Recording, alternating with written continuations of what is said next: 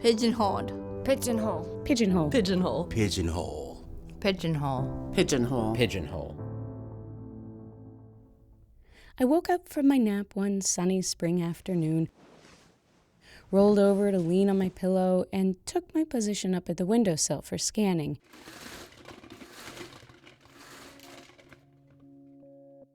That's what I did a lot back then. Napped and scanned the backyard.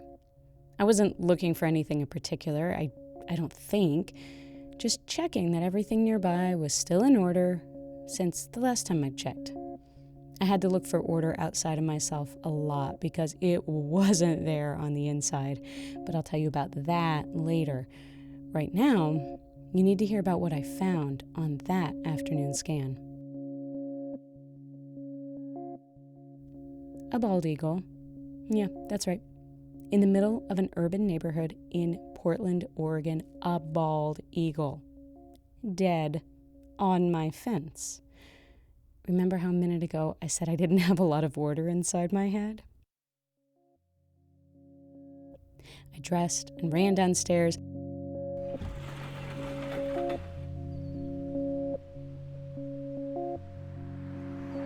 I stepped out into the yard as silently as possible to investigate.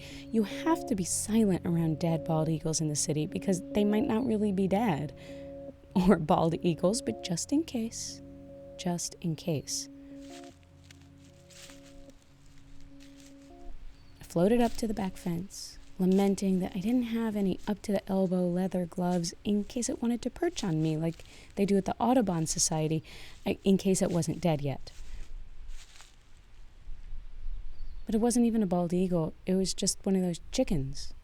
The kind with the big, white, tufted head.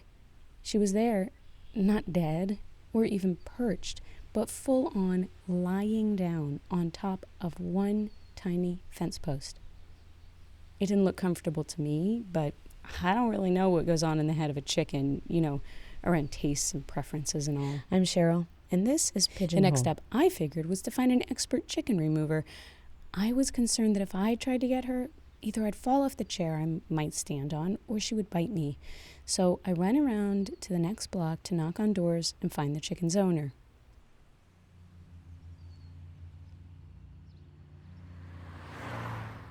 When I found the chicken's mom, she took great delight in the dead bald eagle part of my story. Too much delight, in fact. I stood in the driveway with her while her completely competent 10-year-old kid went around and let himself into my yard to retrieve the chicken from my fence post. A sense of shame and embarrassment washed over me as we stood awkwardly together, old neighbors who had never had cause to meet before. Why did I have to tell her the eagle part? God, why did I think it was an eagle anyway? Where was my mind? Who thinks that kind of crap and tells it to a stranger? But I giggled along with her about how ridiculous and who would ever think and how could it possibly have been. Inside, I seethed with a sense of alienation. Note to self, nice lady, cute kid, don't tell her what's really going on in your mind. She's not an ally. She's not your community. She laughed at you just because you told her what you really thought had happened. I didn't think any of it was funny at all. The dead bald eagle part was scary, and the sleeping chicken part was just confusing. The kid came around to the front of his house with a fluffy, fat chicken gingerly tucked into his arms. She looked a little like me, with a dreamy, disoriented look of having just gotten up from a nap and seen something weird. The son asked me to hold her, but I told him I was too scared. He didn't laugh. He told me her name, which has escaped me now. He showed me how to stroke her feathers, and casually threw out that one day, a long time ago, she was under a picnic table, and she jumped up to fly, but she was under the table. So she hit her head hard on the table, and now she has a head injury, and she does weird things like sleep in strange places and act a little slow. I blurted out at him in what was possibly a half yell, half sob of relief, half croak. Me too, me too. I mean, it wasn't a table, but it was a head injury, and that's why I'm standing here right now in the middle of the day talking to you. Instead of working at a job, I stay home and I sleep a lot. Like her, he responded. fazed by it all.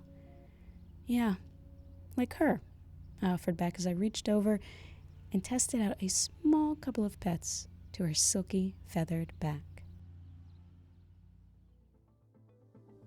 Every episode is transcribed. Links, guest info, and transcripts are all at whoamitostopit.com, my disability arts blog.